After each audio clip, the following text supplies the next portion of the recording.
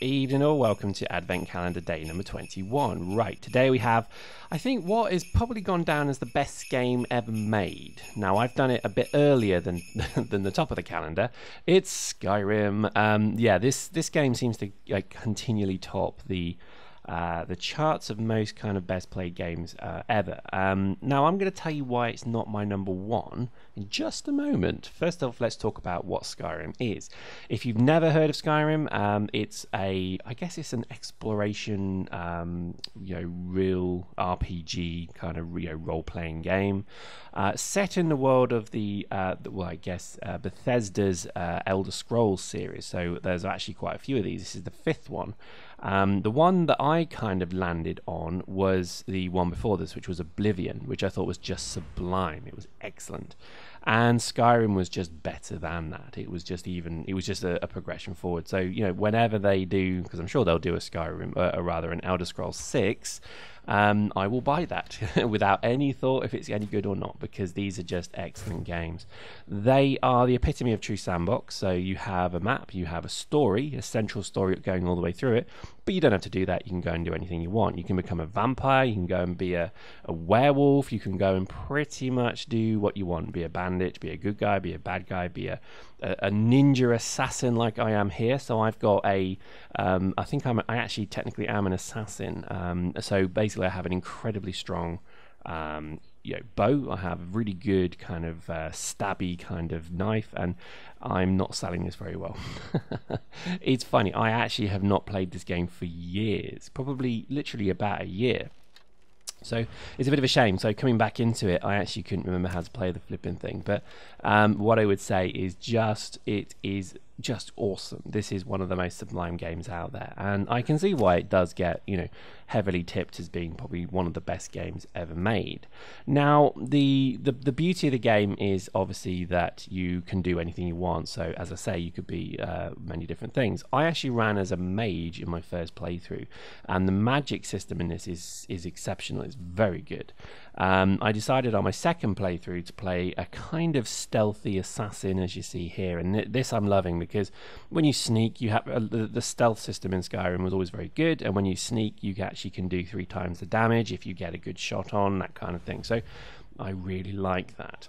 I think there's a lot of very redeeming kind of things here as well, because there is a whole world here that you kind of interact with. So you can, for example, I'm actually at level 48 at this point, and I think I've completed much of the game.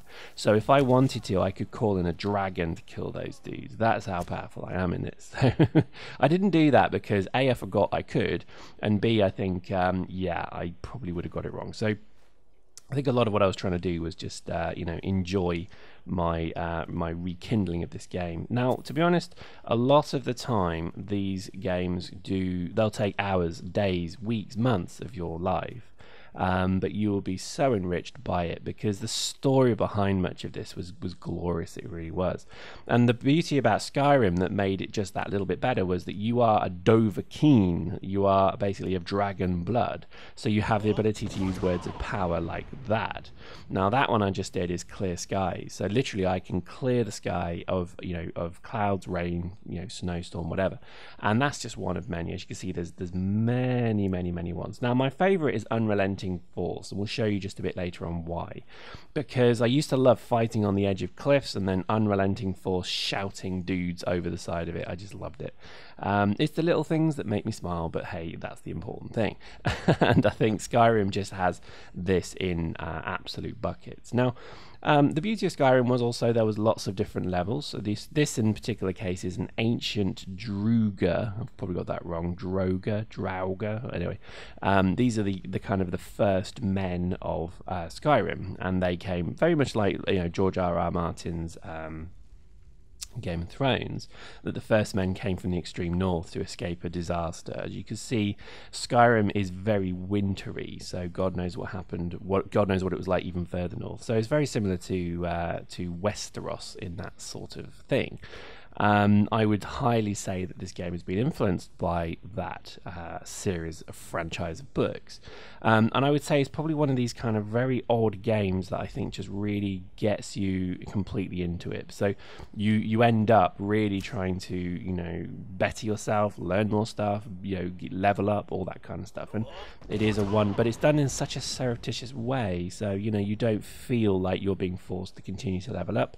The game does get harder as you go, but it's all lovely. You know, it's this typical Bethesda game. It just is really cleverly built.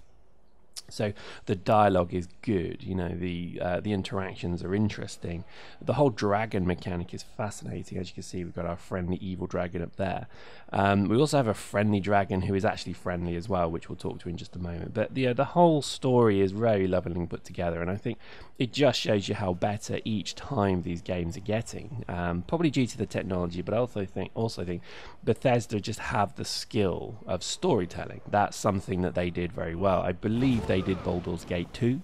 That was another game I came into which just surprised me how good the story was, the dialogue, the interchange, etc. So always quite impressed with that kind of thing. So this is our friendly dragon, this guy. And again, probably one of the key differentiators of this game to many other ones that I've shown in this Advent Calendar is the choice. You have choice in this game. I could kill Parthenimadax, whatever his name is, if I wanted to. I actually could say, look, you're a beast and a burden to this world, time to be gone, and then I could just slay him. And that's the beauty of the game, is that choice is actually open to you. So you feel that actually you can mold and shape this world around you. Now, you know, things like GTA 5 give the illusion of choice, but they actually don't have any choice, because there is a rail story, not shooter, but a rail story all the way through the game. So there's not really many choices you can make at all, other than maybe towards the end of that game, which I won't spoil for those who haven't done it. But the reality is, even then, people are not going to pick one or the other. They're going to go for the hard option. Do you know what I mean? And I think with Skyrim, it was one of the first games that actually did give you a choice. You could kill certain people, and then the kingdom would reflect that, and that was really, really well done. And quite brave for Skyrim to do, because that could have gone completely wrong, entirely wrong, in fact. So I think it's a funny thing that I think a lot of Skyrim is just such an open game that you do feel as if you are making a difference as well. So, you know, you can go and pick a particular path that will mean that there are no dragons anymore. You can go and pick a path that puts you into, you know, in this case, for example, the assassins, you know, the thieves guild, and so on. So, you know, that is a lovely part of it. You could become a good guy, you could be a bad guy, and I think that is why I think people give this game critical success, because it just does have that choice. You feel as if you actually do have the choice. So there we go. So why is it not number one on my list? Well, I think it is, while it's such a good game, and I think it's, you know, when you get to kind of these top, you know, when you do these lists, you sort of do discuss and, you know, debate why certain ones are on it, why certain ones aren't. And I think for me personally, you know, I think Skyrim, while it was excellent, I have spent more time playing other games, and I've had slightly better experiences, you know, with other people than this. So I'm not saying that solo player games are in any way inferior to multiplayer games, but I think Skyrim, while it is just, you know, an excellent game, it didn't have, I think, the same, you know, feeling that of just absolutely overwhelming, you know, a discovery and void. You know, I think that was the difference that I had, is everything about Skyrim was exceptional and fascinating and lovely and just such a joy, but it was all very comfortable. There wasn't anything that just literally took your brain, pulled it out your head, put it on the table and said, didn't expect that, did you? And I think that's kind of why I would say while it's one of the best games ever made, yes, it's not the best game ever made. Because and unfortunately, it's just because the game, you know, look at that unrelenting force, check it. And I think while it's brilliant and while everything is good about it, it just, you know, it's always going to have the difficult you know, position of being constrained. So even with all this freedom, you're still constrained. And there are games above in the list that I think just gave you that little bit more freedom than even this gave you. So while I'm telling you, yes, this gives you an extreme amount of freedom, it's a single player kind of freedom. Whereas, you know, some of the games I've played that will appear above this in the list are just that little bit more, perhaps, open and more. I think a lot of it does come down to, you know, it's not necessarily how impressed you are; it's almost how knocked out you are. And some of the games that are coming over the next few days have just completely blown my mind. Okay, so hopefully that whets your appetite for them. Skyrim, I think, you know, again, I would stress it is one of these very, very impressive games. If you don't own it, you should look to buy it, because it really is a genre-changing game. It is as good as all of the reviews say it is. So I'd recommend if you buy it, you'll probably have just such a laugh playing it, that I think your money will not be wasted at all. And it's probably very cheap now as well, because it's quite old. But I just think, again, coming down to our favorite calculation of how much money you spend versus how much entertained you are, if that's the right word, this game is to the extreme level of it, because I bought this for £30 probably, and I played it for about a year, maybe a bit less, but I played it for a long time.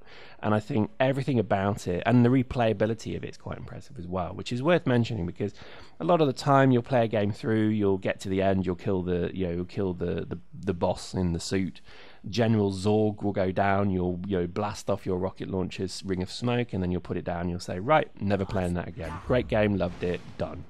And that's also a bit of a shame. Whereas this game, you will come back to it, because you'll think to yourself, I want to be an incredibly strong knight, I want to play an assassin, I want to play a mage, a really kick-ass mage, I want to maybe try running the game with just necromancy spells, and so on. So that is probably one of its most beautiful aspects, is that it will keep you trying over and over. So I think that probably alone is, again, why it's so good, and why it's also very high in our list. So there we go. Hope you enjoyed that. We'll do an article on this. Please go and check out SquadB.com.